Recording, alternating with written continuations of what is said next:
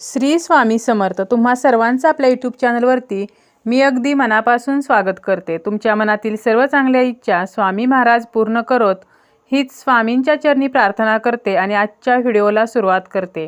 आजच्या व्हिडिओमध्ये मी तुम्हाला सांगणार आहे ते म्हणजे आपल्याला घटविसर्जन कसे आणि कधी करायचे आहे. घटविसर्जन करण्याचा जो विधी आहे तर याची संपूर्ण माहिती मी आजच्या या व्हिडिओमध्ये सांगणार आहे. त्याप्रमाणेच घटामध्ये जे उगवलेले धान्य असते तर यातील काही धान्य आपल्याला एका ठिकाणी ठेवायचं आहे, ज्यामुळे आपल्या ज्या काही आर्थिक समस्या आहेत तर त्या दूर होतात, आपली गरिबी दारिद्र्य संपते आणि आपल्या घरामध्ये धन धान्य यामध्ये वाढ होते. तर हे धान्य कोठे ठेवायचे तर याची सुद्धा माहिती मी व्हिडिओमध्ये सांगणार आहे. व्हिडिओला सुरुवात करण्या अगोदर तुम्ही जर चॅनलवरती नवीन असाल तर चॅनलला सबस्क्राईब करा. जर तुम्हाला हा व्हिडिओ माहितीपूर्ण वाटला तर व्हिडिओला लाईक करा.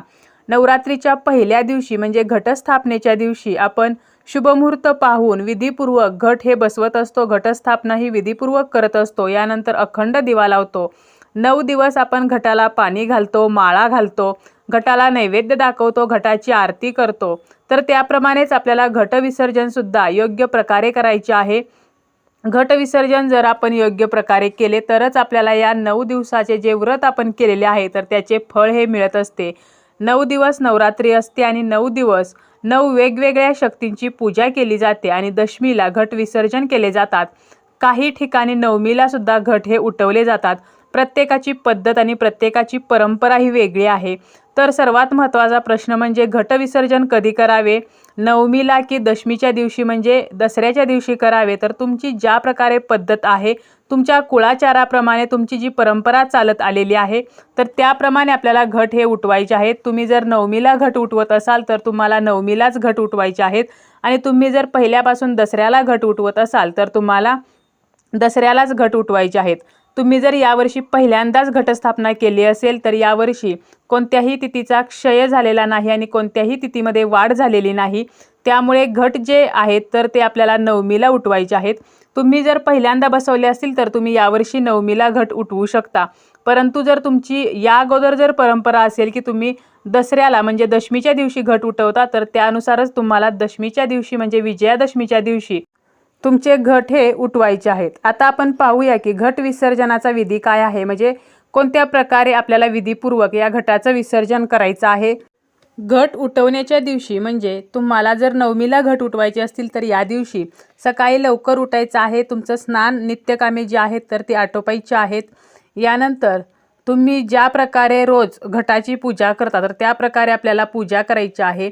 आणि जे आपण देव बसवलेले आहेत, जे पानावरती देव मांडलेले आहेत तर त्या देवांवरती सुद्धा आपल्याला जर तुम्ही नवमीच्या दिवशी घट उठवत असाल तर मग त्या देवांवर सुद्धा आपल्याला पाणी शिंपडायचं आहे आणि त्यांची सुद्धा रोजच्याप्रमाणे पूजा करायची आहे.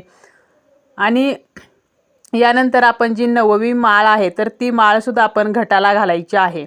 आणि जर तुम्ही दशमीला म्हणजे दसऱ्याच्या दिवशी घट उठवणार असाल तर मात्र तुम्हाला या दिवशी घटाला माळ घालायची नाही, तर घटाला फक्त हळदी कुंकू व्हायचं आहे. आणि देव जे आहेत तर ते देव मात्र आपल्याला दसऱ्याच्या दिवशी हलवायचे आहेत. जर नवमीला आपण घट उठवत असू तर मात्र देव हे हलवू नयेत, कारण आपण घट उठवेपर्यंत 12 वाजलेले असतात आणि मग त्यानंतर देव न हलवता ते डायरेक्ट दुसऱ्या दिवशी म्हणजे दशमीला म्हणजेच दसऱ्याच्या दिवशी आपल्याला हलवायचे आहेत. आणि जर तुम्ही घटच जर दसऱ्याच्या दिवशी उठवत असाल तर तुम्हाला काय करायचं आहे, सर्वप्रथम तुम्ही जे पानावरती बसवलेले देव आहेत तर ते पानावरून तामणामध्ये काढून घ्यायचे आहेत. रोजच्याप्रमाणे तुम्हाला देवांना आंघोळ घालायची आहे. त्यांना पंचामृताने स्नान घालायचं आहे, कारण आपण 9 दिवस ह्या देवांना पूजलेलं नसतं किंवा देवांना बसवलेलं असतं. त्यामुळे 9 दिवस त्यांना आंघोळ आणि स्नान घातलं जात नाही. त्यामुळे तुम्हाला पंचामृताने सर्व देवांना विधीपूर्वक स्नान वगैरे घालायचं आहे. त्यानंतर देवघरामध्ये नवीन कापड अंतरायचं आहे. दसऱ्याच्या दिवशी देवाखाली आपण नेहमी नवीन कापडच टाकत असतो.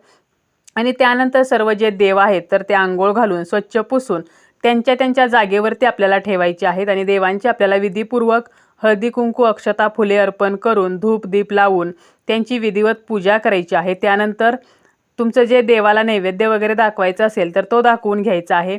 यानंतर तुम्हाला काय करायचं आहे की देवपूजा झाल्यानंतर आपल्याला हे घट जे आहेत तर ते उठवायचे आहेत. म्हणजे बघा इथे कन्फ्युजन होऊ शकतं. तुम्हाला नवमीला जर तुम्ही घट उठवणार असाल तर तुम्हाला देव जे आहेत तर ते मात्र हलवायचे नाहीत. तुम्हाला फक्त घट जो आहे तर तो हलवून ठेवायचा आहे. आणि घट विसर्जन जो करायचा असतो तो आपल्याला दसऱ्याच्या दिवशीच करायचा असतो. आणि जर तुम्ही दसऱ्यालाच घट उठवणार असाल तर अगोदर आपल्याला देवांना हलवायचं आहे, देवांची विधिवत पूजा करायची आहे आणि त्यानंतर आपल्याला घट जे आहेत तर ते हलवायचे आहेत. आता आपण देवांची विधिवत पूजा करून झाल्यानंतर घटाला आपल्याला हळदी कुंकू व्हायचं आहे. यानंतर तुमचा जो मंगल कलश आहे त्याला हळदी कुंकू व्हायचं आहे आणि तुमच्या देवीकडे तुम्हाला क्षमा प्रार्थना करायची आहे. तुमच्या घटासमोर बसा आणि देवीला तुम्हाला क्षमा प्रार्थना करायची आहे की मी तुझी 9 दिवस मनापासून पूजा केली आहे. या पूजेमध्ये काही चूकभूल झाली असेल तर मला माफ कर. तुझा आशीर्वाद माझ्यावर व माझ्या कुटुंबावर सदैव असू दे. तर अशी तुम्हाला क्षमा प्रार्थना करायची आहे. यानंतर देवीचा जो मंत्र येतो तुम्हाला किंवा तुमच्या कुलदेवीचा जो मंत्र आहे किंवा नवार्णव जो मंत्र आहे तर यापैकी कोणत्याही एका मंत्राचा तुम्हाला 108 वेळेला पठण करायचा आहे. जसं की या देवी सर्वभूतेषु शक्तिरूपेण संस्थिता नमस्तस्ये नमस्तस्ये नमस्तस्ये नमो नमः. तर हा जो मंत्र आहे देवीचा तर हा मंत्रसुद्धा तुम्ही म्हणू शकता किंवा तुम्ही नवार्णव मंत्र जो आहे तर तो म्हटला तरीसुद्धा चालेल. तर याचे 108 वेळेला हा मंत्र म्हटल्यानंतर आपल्याला घटावरती थोड्याशा अक्षता टाकायच्या आहेत आणि घट जो आहे तर तो हलवायचा आहे. घटावरील नारळ जो आहे तर तो उचलून आपल्या कपाळाला लावायचा आहे आणि आपला घट जो आहे तर तो सुद्धा उचलून कपाळाला लावायचा आणि खाली ठेवायचा आणि यानंतर 5 वेळेला खालून वर तर असा घट आपल्याला उचलायचा आहे. आणि उचलताना आपल्याला कुलदेवीचं नाव घ्यायचं आहे किंवा तुम्ही फक्त उदो उदो तर एवढे सुद्धा म्हणू शकता. म्हणजे घट खालून वर उचलायचा आणि तो उचलताना उदो उदो तर असं म्हणायचं आणि असं आपल्याला 5 वेळा करायचं आहे. यानंतर आपण ज्या घटाच्या माळा वगैरे वरती बांधलेल्या असतात तर त्या माळा आपल्याला सोडवायच्या आहेत म्हणजे तोडायच्या आहेत आणि अशा प्रकारे घट जो आहे तर तो आपल्याला हलवायचा आहे. यानंतर घटातील जे पाणी असतं तर ते आपल्या घरामध्ये शिंपडायचं आहे किंवा तुम्ही झाडांना घालू शकता. तसेच ज्या घटाच्या माळा आहेत तर त्या आपल्याला निर्माल्यमध्ये किंवा वाहत्या पाण्यामध्ये विसर्जित करायच्या आहेत. घटातील जे उगवलेले धान्य आहे तर ते आपल्या देवघरातील देवांना आपल्याला अर्पण करायचं असतं. तसेच ते पुरुषांनी टोपीमध्ये तर स्त्रियांनी आपल्या वेणीमध्ये माळायचे असते. आता ह्या घटातील आपण जे पाणी घरामध्ये शिंपडलेलं आहे किंवा झाडांना घालणार आहोत तर हे पाणी तुळशीला मात्र आपल्याला चुकूनही घालायचं नाही. तसेच त्या कलशामध्ये आपण जे नाणं टाकलेलं असतं तर ते स्वच्छ करून आपल्याला आपल्या तिजोरीमध्ये ठेवायचं आहे. यासोबत जी सुपारी आहे तर तिला तुम्ही निर्माल्यमध्ये विसर्जित करा किंवा ती सुद्धा त्या नाण्यासोबत जर तुम्ही एका कपड्यामध्ये बांधून ठेवली आपल्या तिजोरीमध्ये तर तरीसुद्धा चालेल. जो तुम्ही घटाला रक्षासूत्राचा धागा बांधलेला असतो तर हा धागा आपण आपल्या हातामध्ये बांधला तरी चालतो आणि विसर्जित केला तरीसुद्धा चालतो. या धाग्यामध्ये 9 दिवस आपण देवीची पूजा केल्यामुळे देवीचं एक दैवी तत्व निर्माण झालेलं असतं. त्यामुळे तुम्ही हा धागा हातात सुद्धा बांधू शकता. घटाची जी पाने फुले आहेत तर ती सुद्धा आपल्याला विसर्जित करायची आहेत. तसेच आपण जे पूजेमध्ये वापरलेले तांदूळ असतील किंवा गहू असतील तर ते तुम्ही पक्ष्यांना खायला द्या किंवा यापासून तुम्ही प्रसाद बनवू शकता किंवा आपल्या घरातील तांदळामध्ये सुद्धा हे जे तांदूळ आहेत तर ते आपण मिक्स करू शकतो. जर तुम्ही देवीची ओटी भरलेली असेल तर हे जे साहित्य आहे ते तुम्ही स्वतः वापरू शकता किंवा एखाद्या सौभाग्यवतीला घरी बोलावून तिला हळदी कुंकू लावून हे साहित्य देऊन आपण नमस्कार करायचा आहे. आणि घटासाठी जी माती वापरलेली आहे तर ती तुम्ही कुंडीमध्ये झाडाखाली टाकू शकता किंवा आपल्या शेतामध्ये आपण टाकू शकतो. तसेच घटासाठी वापरलेला जो घट आहे तर तो स्वच्छ करून जर तुम्ही हा मातीचा घट वापरलेला असेल तर तुम्ही धनत्रयोदशीच्या दिवशी किंवा लक्ष्मी पूजनासाठी दिवाळीमध्ये हा घट जो आहे तर तो पुन्हा वापरू शकता. आणि जर तुम्ही पितळेचा तांब्या वगैरे वापरलेला असेल तर तो तुम्हाला स्वच्छ करून तुमच्या घरामध्ये ठेवायचा आहे. घटाजवळ आपण जो अखंड दिवा लावतो तर हा दिवा आपल्याला स्वतःहून विझवायचा नाही तर तो तुम्हाला त्या ठिकाणी तसाच ठेवायचा आहे. आता जर तुम्हाला त्या ठिकाणी त्या दिव्याची अडचण होत असेल तर तो तुम्ही उचलून बाजूला ठेवू शकता आणि अडचण होत नसेल तर आहे त्या ठिकाणीच दिवा असावा. त्यातील तेल किंवा तूप तुम्ही जे घातलेलं आहे तर ते जेव्हा संपेल तेव्हा तो दिवा आपोआप शांत होईल. परंतु फुंकर मारून किंवा हाताने स्वतःहून हा दिवा विझवायचा नाही, तो आपोआप शांत होऊ द्यायचा आहे.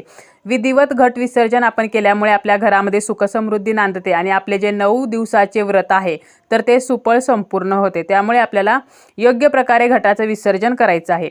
आता या घटातील जे धान्य आहे तर ते आपल्याला काही ठिकाणी ठेवायचं आहे ज्यामुळे आपल्या घरामध्ये धनधान्य यामध्ये वाढ होईल. तर काय करायचं आहे, हे आपण जे धान्य आहे म्हणजे ज्याला आपण धान म्हणतो, घटामध्ये उगवलेलं जे धान आहे तर त्याचा उपयोग आपण चांगल्या गोष्टीसाठी करू शकतो. एका कपड्यामध्ये लाल किंवा पिवळा कापड घ्या, त्यामध्ये थोडंसं हे धान आणि पिवळ्या अक्षता म्हणजे थोडेसे तांदूळ घ्या, त्या हळदीने पिवळे करून घ्या। त्यानंतर घटाजवळ जी आपण अगरबत्ती लावलेली असते तर त्याची रक्षा, तर हे असं एकत्र बांधायचं आहे आणि हे आपण आपल्या पर्समध्ये किंवा पॉकेटमध्ये ठेवू शकतो। तसेच हे आपण आपल्या तिजोरीमध्ये किंवा कपाटामध्ये सुद्धा ठेवू शकतो। तसेच तुमचा व्यापार वाढावा किंवा तुमचे ऑफिस जर असेल तर ते चांगल्या प्रकारे चालावे, तर यासाठी सुद्धा हे जे धान आहे तर ते तुम्ही ऑफिसमध्ये एका बाजूला ठेवू शकता। जिथे तुम्ही पैसे ठेवता तर या ठिकाणी जरी तुम्ही हे ठेवलं तरी सुद्धा चालेल। आणि हे धान आपण पिवळ्या कपड्यामध्ये बांधून ठेवले तर आपल्याला आर्थिक स्थैर्य मिळते, आपल्या घरामध्ये धनधान्याची वाढ होते। कोणत्याही इच्छापूर्तीसाठी तुमचा ज्या देवावर विश्वास आहे तर त्या देवाच्या पुस्तकामध्ये सुद्धा, म्हणजे तुम्ही त्या देवाचं जे पुस्तक वाचत असाल किंवा एखादा ग्रंथ वाचत असाल तर यामध्ये सुद्धा तुम्ही हे धान ठेवू शकता। आणि इतर जे घटामध्ये धान शिल्लक राहिलेलं आहे तर ते आपल्याला घटासोबत विसर्जित करायचं आहे।